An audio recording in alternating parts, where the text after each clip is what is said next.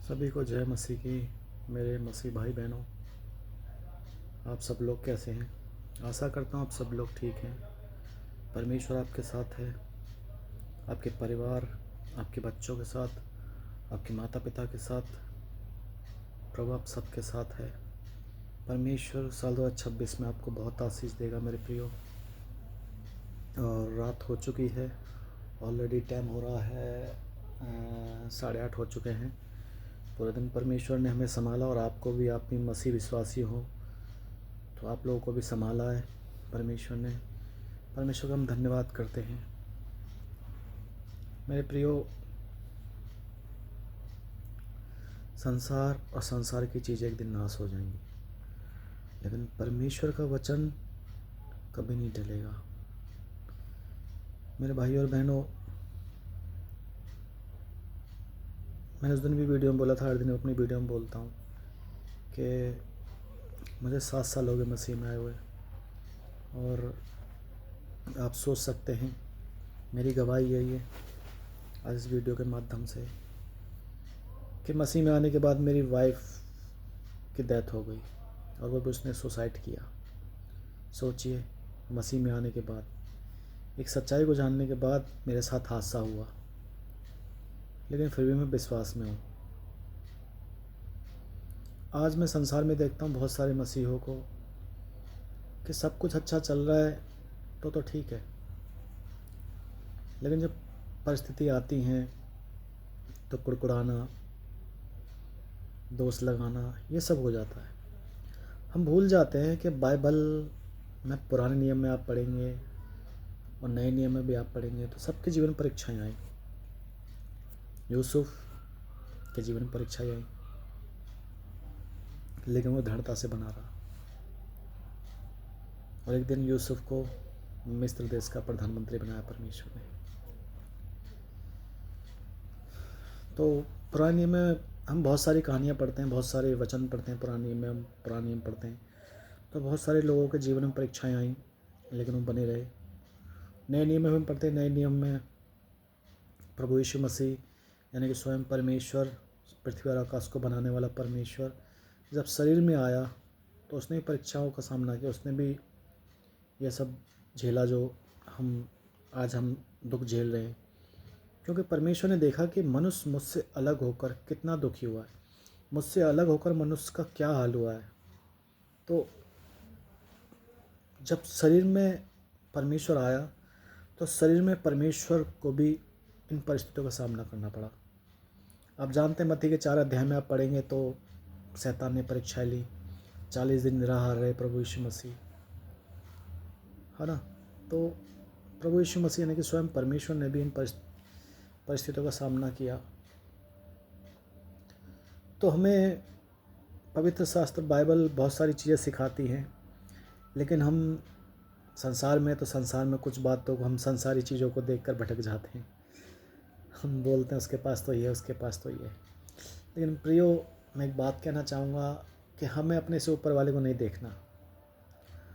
हमें अपने से ऊपर वाले को नहीं देखना कि इसके पास गाड़ी है, इसके पास घर है। मेरे प्रियो, हमें अपने से नीचे वाले को देखना है, तभी हम परमेश्वर का धन्यवाद कर पाते हैं। तभी हम परमेश्वर का धन्यवाद कर पाते हैं कि जो फुटपाथ पे पड़ा उसे देखकर हम प्रभु का धन्यवाद कर पाते हैं कि प्रभु, मैं तेरा धन्यवाद करता हूँ। चाहे भले मेरे पास घर नहीं है, मैं किराए पर रह रहा हूँ, मैं रेंट पे रह रहा हूँ, लेकिन एक छत के नीचे रह रहा हूँ। सर्दी, गर्मी, बारिश, उन सब से मैं बचा हुआ हूँ प्रभु। हमें उसका धन्यवाद करना चाहिए। हम अपने से ऊपर वाले को देखकर कुड़कुड़ाते हैं। और आज मैं इस वीडियो के माध्यम से आपको बताना चाहता हूँ, इन 7 सालों में मेरे पास अभी तक घर नहीं हुआ। अभी तक मैं रेंट पे रह रहा हूँ। रेंट पे क्या, मैं तो अपनी बहन के पास रह रहा हूँ मेरे प्रियो, और मेरा कहीं कोई ठिकाना नहीं है, लेकिन फिर भी मैं खुश हूँ, मैं आनंदित हूँ, क्योंकि परमेश्वर मेरे साथ है। क्योंकि संसार की चीज़ें एक दिन नाश हो जाएंगी मेरे प्रियो। आज बहुत सारे मसीह लोग यही करते हैं, सब कुछ अच्छा चल रहा है तो सब ठीक है, वरना गड़बड़ है। हमें वो सब चीज़ें नहीं देखनी। हमें परमेश्वर का धन्यवाद करना चाहिए, वो महान परमेश्वर है, हमें प्रतिदिन चलाता है। इन 7 सालों में मैंने कितना कुछ झेला है, लेकिन परमेश्वर ने मुझे नहीं छोड़ा। एक बार मैंने परमेश्वर को छोड़ दिया था, लेकिन परमेश्वर ने मुझे नहीं छोड़ा। उसका वचन कहता, मैं तुझे भी अनाथ नहीं छोड़ूंगा। तो उस पिता ने मुझे कभी नहीं छोड़ा। इन 7 सालों में आज भी मेरी फैमिली नहीं है, मेरी बीवी नहीं है, मेरे बच्चे भी नहीं हैं, लेकिन परमेश्वर मेरे साथ है और उस परमेश्वर का मैं धन्यवाद करता हूँ। महान परमेश्वर है। और मसीह में आने से पहले मेरे पे कर्जा था, कर्जा आज भी है मेरे पास, कर्जा ख़त्म नहीं हुआ मेरा। मैं चर्च में देखता हूँ, अपने चर्च में बहुत सारे लोग गवाहियाँ देते हैं, 6 महीने मसीह में आए हुए और कर्जा समाप्त, 2 महीने मसीह में आए हुए और सब कुछ ठीक। लेकिन मुझे यहाँ 7 साल हो गए और ना तो मेरा कर्जा समाप्त हुआ है, ना मेरे पास घर आया। लोगों की गवाहियाँ सुनी मैंने अपने चर्च में, घर भी आ गया, शादी भी हो गई, सब कुछ हो गया। और मैं सेकंड मैरिज करने के लिए भी बहुत बार कोशिश की, लेकिन मेरी शादी भी नहीं हो रही लेकिन मुझे दुख नहीं है। लेकिन मैं एक वीडियो के माध्यम से एक बात बताना चाहता हूँ आपको। आज संसार में इतना कलेश है। परमेश्वर का दास पौलुस आज से 2024 साल पहले उसने बोल दिया था, बाइबल के अंदर आप पढ़ेंगे नए नियम में, उसने बोल दिया था, आजकल मनुष्य कलेश के कारण जैसा है वैसा रहे तो अच्छा है। मेरे प्रियो, आज बहुत कलेश है संसार में शादी को लेकर। अन्य जाति में तो है ही, लेकिन आज हम मसीह लोग सच्चाई को जानने के बाद भी आज मसीहों के अंदर मैं देख रहा हूँ लालच भरा हुआ है। मेरे बहन भाइयों, आप मुझे गलत मत समझना, लेकिन मैं एक बात कहना चाहता हूँ कि हम परमेश्वर के लोग हैं, हमें धन नहीं देखना। मैं ये नहीं कह रहा आप अंगूठा छाप ले लो। जिन बहन भाइयों की शादी नहीं हो उनके लिए मेरा वीडियो है, इस वीडियो को उन तक पहुँचाएँ, शेयर करें, और इस वीडियो को गौर से देखें, सुने इस वीडियो को। मैं आज हर एक विश्वासी के लिए क्या कहना चाहता हूँ। आज बहुत सारे मसीह लोग यही करते हैं, बोलते हैं नहीं, लड़कियां बोलती हैं इसके पास कुछ नहीं है, घर वाले देखते हैं क्या कर लड़का, घर है अपना नहीं है, नौकरी अच्छी है कि नहीं है, अच्छा कमाता है कि नहीं, ये सब देखते हैं। मेरे प्रियो, मैं एक बात आपको कहना चाहता हूँ, आप सिर्फ एक जीवन साथी देखें जो परमेश्वर का भय मानता हो, चाहे भले वो गरीब हो। पैसा तो दोनों मिलकर पैदा कर सकते हैं, पैसा तो आप दोनों मिलकर पैदा कर सकते हो, और परमेश्वर आपके साथ है, धन और महिमा उसके हाथ में, वो आपको सब कुछ देगा। मेरे प्रियो, आज यही संसार में हो रहा है, बहुत कलेश है शादियों को लेकर। इस वीडियो के माध्यम से मैं आपको बताना चाहता हूँ कि शादियों को लेकर और मैरिज को लेकर इतना कलेश है आज मसीहों में, बहुत ज़्यादा लालच भरा हुआ आज परमेश्वर के लोगों के अंदर।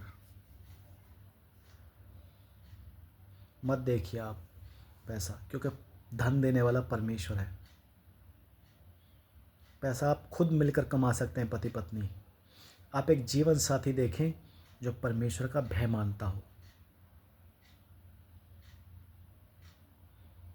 एक परमेश्वर के दास बता रहे थे, उस दिन मैं उनका वीडियो देख रहा था, एक परमेश्वर के दास बता रहे थे कि एक लड़की थी, उस लड़की ने अपने पास्टर को बोला कि मुझे जीवन साथी चाहिए, मुझे शादी करनी, लेकिन आत्मिक चाहिए। एक लड़का था बेचारा, मसीह में आया था, लेकिन वो आत्मिक था, गरीब था, नया नया मसीह में आया था तो गरीब था उस समय, ना उसके पास अपना मकान था, ना गाड़ी थी, ना बिजनेस था, ना अच्छी जॉब थी। और जब उस लड़की को वो लड़का दिखाया गया तो उस लड़की ने साफ मना कर दिया, बोला इसके पास ना तो गाड़ी है, ना घर है, ना मकान है, ना बिजनेस है, मुझे इसके साथ शादी नहीं करनी। कुछ समय बाद वही लड़का उस लड़की को फिर दिखाया गया। परमेश्वर के अनुग्रह से जो वो लड़की मांग रही थी, जो भी डिमांड कर रही थी, वो सब था उस लड़के के पास। प्रभु का अनुग्रह हुआ, उस लड़के के पास सब कुछ था। घर, गाड़ी, बिजनेस, सब कुछ था।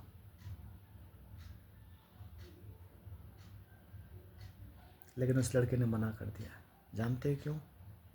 पैसा, परिस्थिति आती जाती रहती है, कभी एक सी नहीं रहती। पैसा आज आपके पास है, कल नहीं होगा। परिस्थिति आपकी आज ख़राब है, कल ख़राब नहीं होगी, अच्छी होगी। तो ये सब चलता रहता है। आपको एक बेस्ट जीवन साथी चाहिए जो परमेश्वर का भय मानता हो, आप उससे शादी करें। धन मत देखिए मेरे प्रियो। मैं आप सबसे कहना चाहता हूँ, उन यूथ के लिए जो आज शादी के लिए भटक रहे हैं, आज मसीह में बहुत कलेश है मेरे प्रियो, तो आप एक बेस्ट लाइफ पार्टनर देखें जो परमेश्वर का भय मानता हो, चाहे भले वो गरीब हो। धन की चिंता मत करिए, क्योंकि धन देने वाला परमेश्वर है। उसका वचन कहता है कि महिमा और धन मेरे हाथ में है। आप बस उस परमेश्वर की महिमा करें, वो उचित समय पर सब कुछ देगा। मैं एक बात आपसे कहना चाहता हूँ, आज बहुत सारे माता पिता हैं जिनके बच्चे हैं, क्या वो अपने बच्चे के लिए बेस्ट करना चाहते हैं, लेकिन कब? उचित समय पर, है ना। उचित समय पर हर माता पिता अपने बच्चे के लिए बेस्ट करना चाहता है। जब वो बच्चा पैदा होता है तो पैदा होने पर उसको उसकी ज़रूरत के हिसाब से, जब वो छोटा होता है, नवजात शिशु होता है, तो उसके हिसाब से उसे देते हैं। धीरे धीरे बड़ा होने लग जाता है तो उस हिसाब से उसको देते हैं। जब बच्चा डिमांड करता साइकिल की, तो वो उस समय उसको साइकिल की नीड होती है, तो आप उसे साइकिल दिलाते हैं। जब बच्चा और बड़ा होता है 18-20 साल का, तो बाइक या गाड़ी मांगता है। उस उम्र के हिसाब से नीड होती है, तो आप उसे वो भी दिलाते हैं। ठीक उसी तरह परमेश्वर हमारा पिता है, वो हमारी ज़रूरतों को जानता है कि उचित समय पर इसको क्या चाहिए, वो सब कुछ देगा। तो मेरे प्रियो, मैं किसी के दिल को ठेस नहीं पहुंचाना चाहता हूं। अगर मेरा वीडियो आपको अच्छा लगा है तो आप लाइक करें मेरे वीडियो को, कमेंट करें और मेरे चैनल को सब्सक्राइब करें। मेरे प्रियो, हम सब मसीह लोग, हम सब परमेश्वर के संतान हैं। हम एक परिवार हैं, और ना मैं कोई एक परमेश्वर का दास हूँ, ना मैं पास्टर हूँ, और ना ही मैं एक सेवक हूँ। मैं तो छोटा सा विश्वासी हूँ जो 7 साल से विश्वास में है। परिस्थितियाँ मेरे जीवन में बहुत सारी चल रही हैं। आपको पता है कि मेरी पत्नी मर गई मसीह में आने के बाद, और अभी भी कुछ ठीक नहीं चल रहा है, लेकिन मेरा विश्वास है प्रभु पर, क्योंकि परमेश्वर मेरा उद्धार करता है। उसका वचन क्या कहता है? मैं तुम्हें जीवन देने आया हूँ। उसने ये नहीं बोला मैं तुम्हें धन दूंगा, बीवी बच्चे दूंगा, ये दूंगा। उसका पहला वर्ड है मैं तुम्हें जीवन देने आया हूँ। जब हम जीवन की खोज करते हैं तो ऑटोमेटिकली हमें सारी चीज़ प्राप्त हो जाती हैं। तो मेरे प्रियो, परमेश्वर का धन्यवाद करना चाहिए। वो महान परमेश्वर है, वो राजाओं का राजा है। उचित समय पर आपको सब कुछ देगा, ये मेरी भविष्यवाणी है। आज आप बहुत समय से प्रार्थना कर रहे हैं, जब उचित समय आपका आएगा देने का, तो आपको सब कुछ देगा मेरे प्रियो। आप विश्वास करो उस परमेश्वर पर। वो महान परमेश्वर जीवित परमेश्वर है, वो सब कुछ जानता है। वो तेजों में, अगम में परमेश्वर है, वो ज्ञानी परमेश्वर है। उसे सब ज्ञान है कि मैंने उसको क्या चाहिए। आपकी हर एक ज़रूरत को पूरा करता है, वो जानता है, इसलिए वो आपको उचित समय पर देगा मेरे प्रियो। अब विश्वास करें। और अगर मेरी वीडियो से आप किसी का दिल दुखा हो तो उसके लिए मैं क्षमा चाहता हूँ मेरे प्रियो। परमेश्वर का आपको धन्यवाद करना चाहिए, क्योंकि हम जीवित हैं। मैं हर दिन अपनी वीडियो में ये बोलता हूँ, हम जीवित हैं, इसलिए आप प्रभु का धन्यवाद करते हैं। लाखों करोड़ों आज मर रहे हैं, सो रहा है कोई व्यक्ति रात को, सुबह वो नहीं देख पा रहा है। सुबह आज लोग जॉब पर निकल रहे हैं, बिजनेस पर निकल रहे हैं, किसी काम से निकल रहे हैं, वो अपने घर वापस नहीं आ पा रहा है। सोचिए मेरे प्रियो, आज लोग मर रहे हैं। मेरी रिश्तेदारी में भी कितने लोग मर गए, मेरे चाचा, मेरे ताऊ के, मेरे सब कितने मेरे भाई बंद मर गए। लेकिन मैं प्रभु का धन्यवाद करता हूँ कि मैं जीवित हूँ, क्योंकि उसका वचन कहता है मैंने जो दीर्घायु से प्राप्त किया है। परमेश्वर ने आपको और मुझे दीर्घायु से प्राप्त किया है मेरे प्रियो, इसलिए परमेश्वर का हमें धन्यवाद करना चाहिए। God bless you all. आमीन। Good night.